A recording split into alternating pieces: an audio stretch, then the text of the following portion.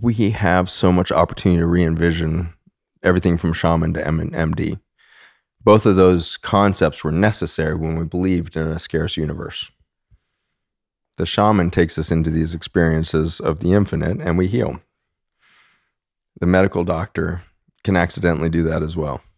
And we do it through, dedications to the pharmaceutical world and all that. But I have seen people heal in the Western medical paradigm. And it has to do with bringing them to the brink of care, where we can make them so miserable in ICUs and the like that they suddenly let go of their hold on life. They say, you know what? I don't care if I die. This is too much pain, too much suffering, too much disconnect. A human hasn't touched me in 5 weeks. I've been in this ICU for 5 weeks and I have not felt a finger on me.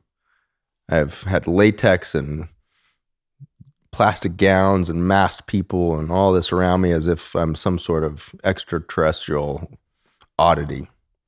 And they come in once a day to study the oddities of my body and then they leave.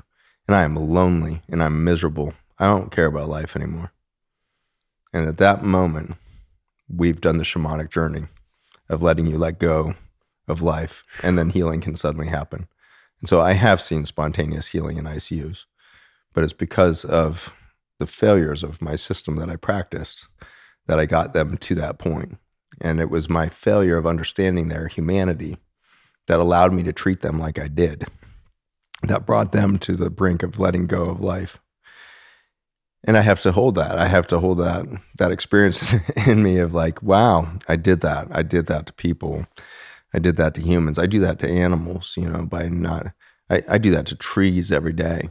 I walk by them unseen. In this, relatively beautiful version of Texas here that we call Austin, there's so many trees sitting in the middle of these roads, right on the sidewalk. 10,000 people in a week come out of these hotels and walk by that tree and have never seen that tree.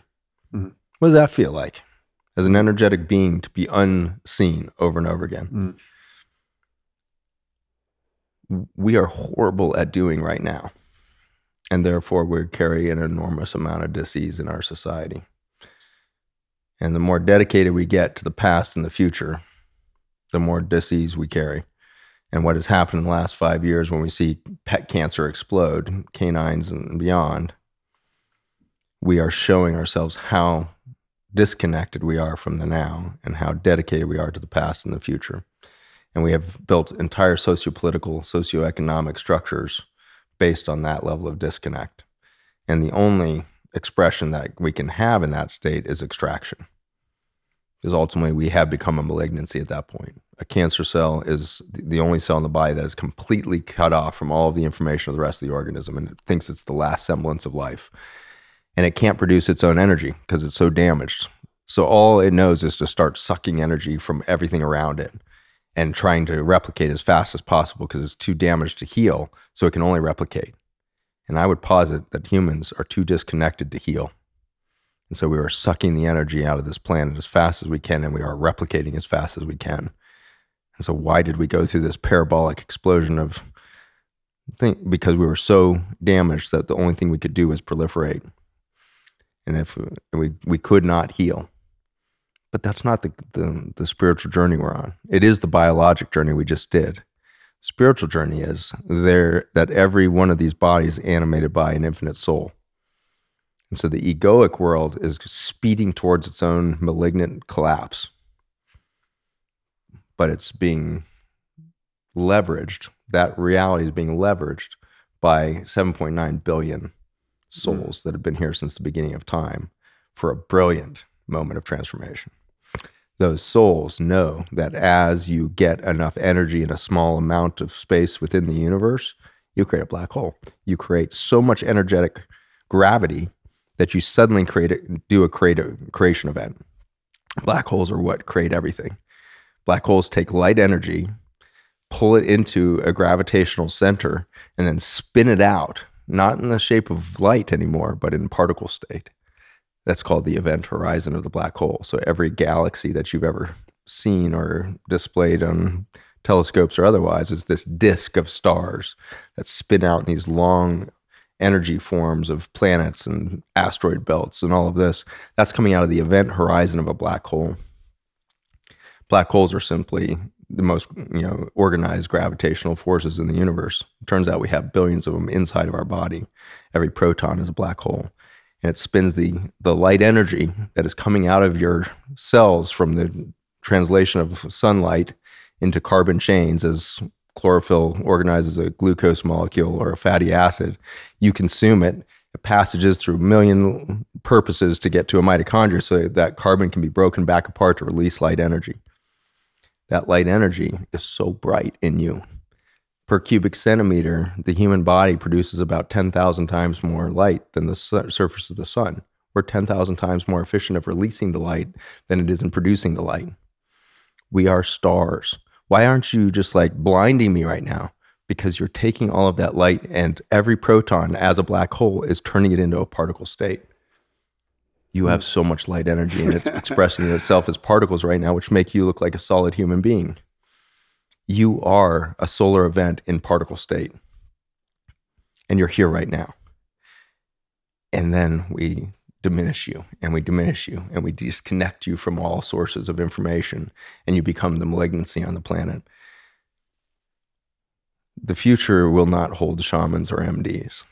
If we survive this egoic journey and the souls win the game, we will create a sacred geometry among those souls that creates so much light density suddenly that we phase shift. We literally change the phase of biology, physics. We changed our relationship in philosophy. We changed all of that in this transformational event. And that might be our death. That might be our extinction event.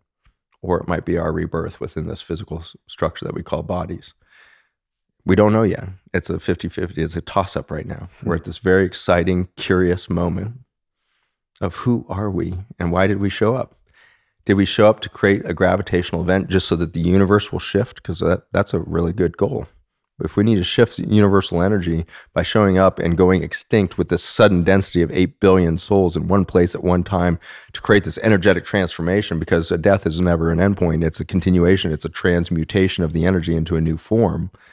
That oak that dies and falls on the ground, within 1 year, all of the tissue that was oak is now supporting 100,000 species in 1 year.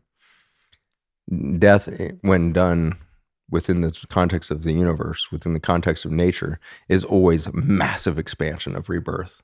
It's not rebirth of a thing, it's rebirth of a civilization.